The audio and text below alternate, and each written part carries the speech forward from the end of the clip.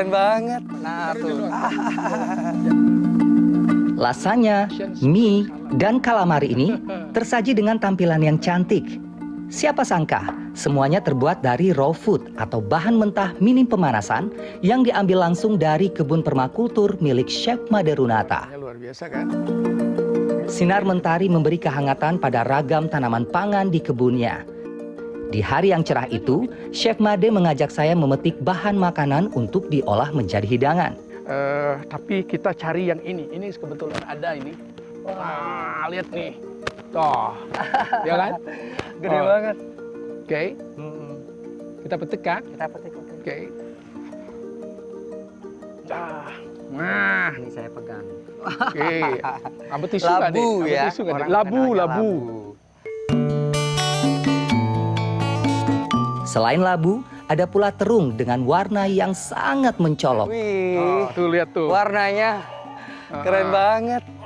Ini ungunya tajam banget ya warnanya. Ya, Ini ngambilnya berarti tinggal digunting ya, ya Chef? tinggal digunting.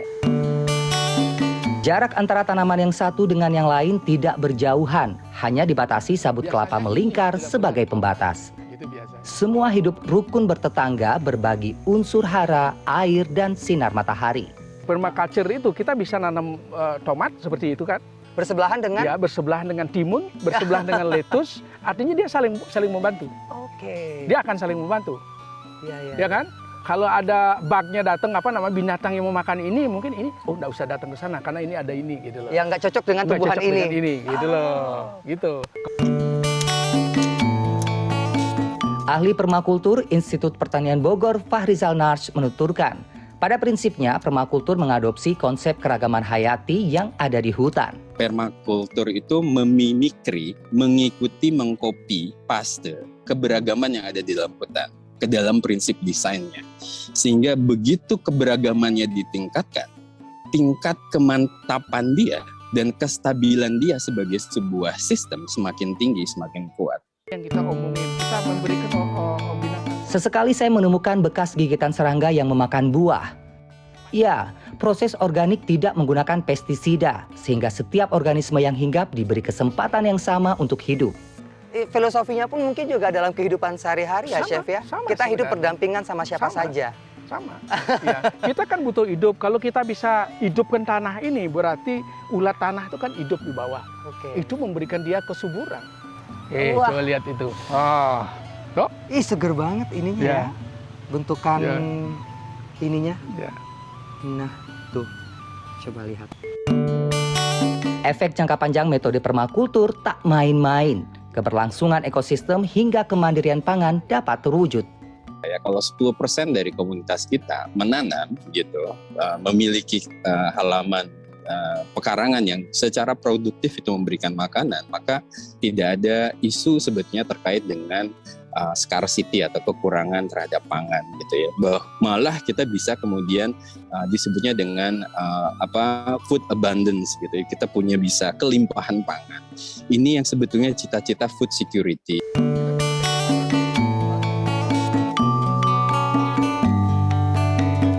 Nah, tuh. Oke. Safari kebun permakultur saya ditutup dengan memetik sirsak ini. Nah, ini yang tadi sudah kita petik ya, Chef Ya, ya? ini yang kita sudah Banyak petik nih, ini. sudah macam-macam isinya. Wih, akan Oh, kita olah bareng-bareng. kita nanti akan olah. Kita ada ini. Apa sih, Chef, sebenarnya manfaat dari konsep farm to table itu? Oke, satu kalau kita bicara masalah farm to table, berarti ada keuntungan yang kita bisa ambil di sana. Artinya secara nutrisi dan secara freshness itu ada di sana.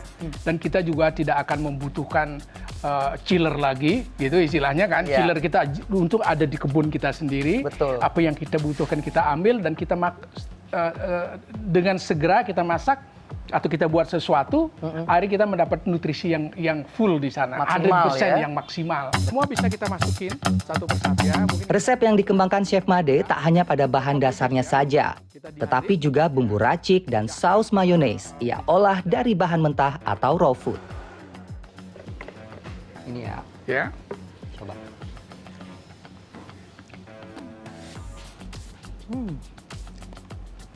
Asam ya? Ya, Asamnya ada asam, Enggak, ada salty, aftertaste-nya. ada manis. oh iya. Aftertaste-nya yang bikin dia seperti di tenggorokan itu masih bersisa itu apanya yang masih yang membuat dia rasanya bertahan di situ?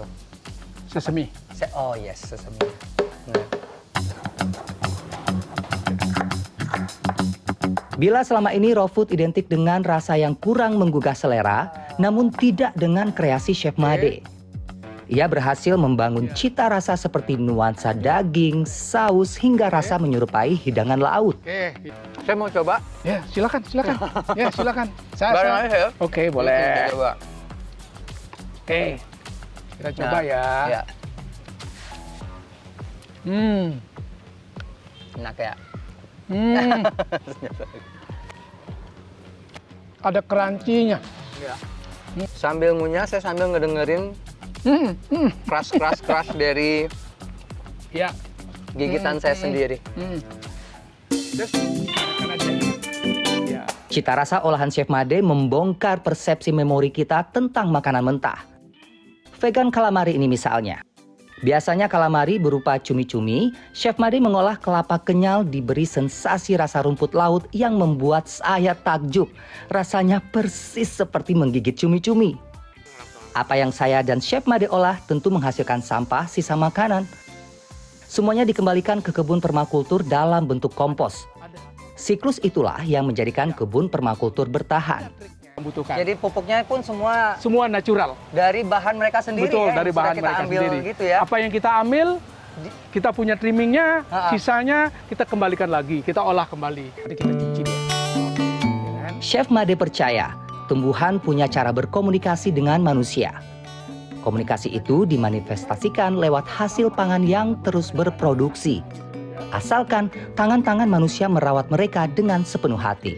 Biasanya ini Roni Satria, Septiadi Pradana, Ubud, Bali.